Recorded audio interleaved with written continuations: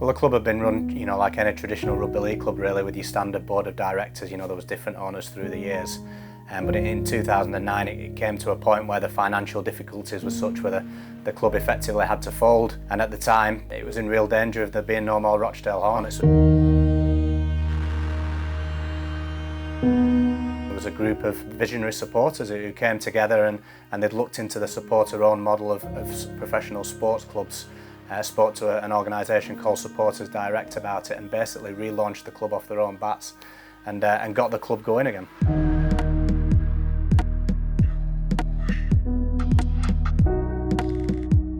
Arguably the most important, most successful period of the club's history. 2013 won the playoffs, 2016 the really famous win in Toulouse, where the lads weren't given any chance whatsoever, and to the point where the ribbons weren't even in our colours for the trophy, but the lads went across there to Toulouse and did a great job in 16 and got us promoted to the championship. So great to have silverware in anyone's tenure, but in the last since 2016-17 it's fair to say that the club was struggling in that championship under the fans' own model. That model for a time worked incredibly well really, and I think it was the envy of some other clubs of a similar size. They looked at what Rochdale Hornets were doing and saw that it can be fan owned and it can work that way and you can have some success.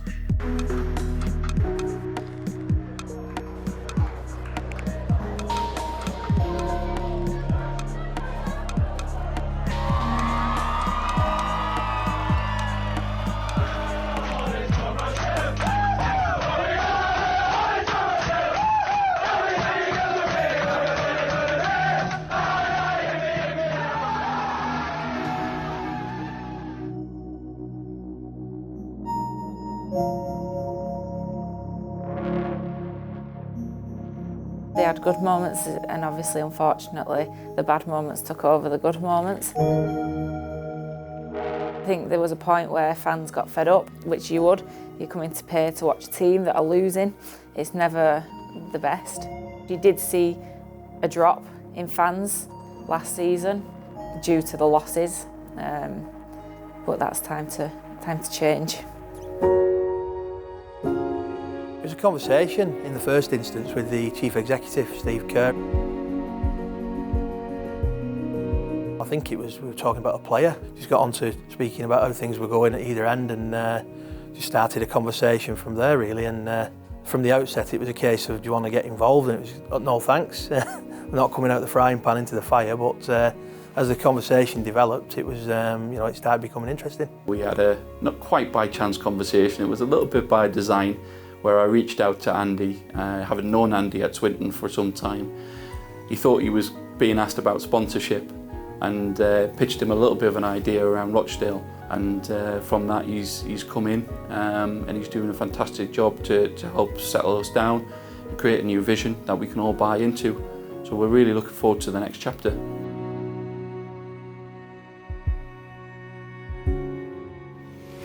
The issue fundamentally that we had with Swinton was that we weren't in Swinton. So the club had been outside of its town for 28 years, carrying the name of a town that it's not in.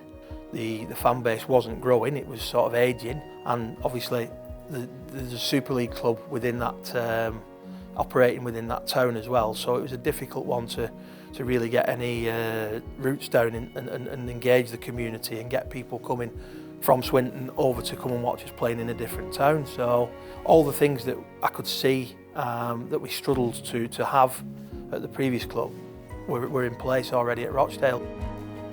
I think it probably needed somebody from outside the Rochdale Hornets, such as Andy Mazey and his fellow directors, just to come in and say, hang on a minute, you've got this fantastic facility that you've got that you play within the town, and they've got a working foundation within the town that does terrific work in the community.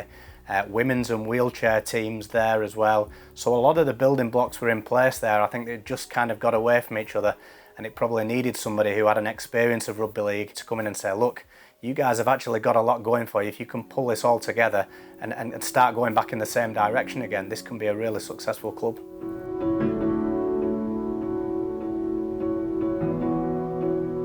I think the beauty about the board and the philosophy that we've got in place now is that we don't see it as being a boom or bust. We're not sort of coming in for instant gravy and looking for fast results. We understand the importance of really engaging the community, getting out and doing it the right way. So we're not, you know, the coach is not under any pressure to deliver any short-term results. You know, it's about building a young team, engaging young people, starting to slowly grow the fan base and engage the town again. And I think potential-wise, my belief is that within 3 to 5 years we can establish this club as a strong championship club, so we're not just in there to try and stay up every year.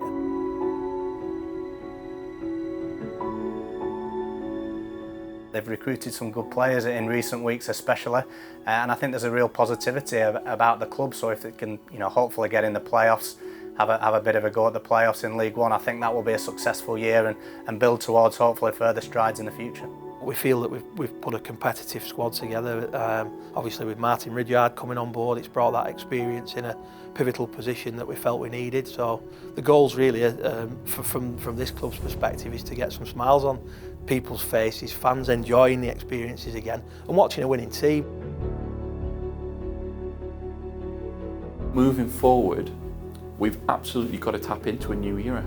New fans, because it's a great product out there. That's what's exciting, that's what gets me out of bed in the morning. We've got an opportunity to do that because we've got the right skilled people with the right vision. Right now, it's a great time to be here at Rochdale Hornets, and I think it's going to get bigger and better. The club is rich in history, and hopefully now with these new owners it can be rich in potential for the future as well.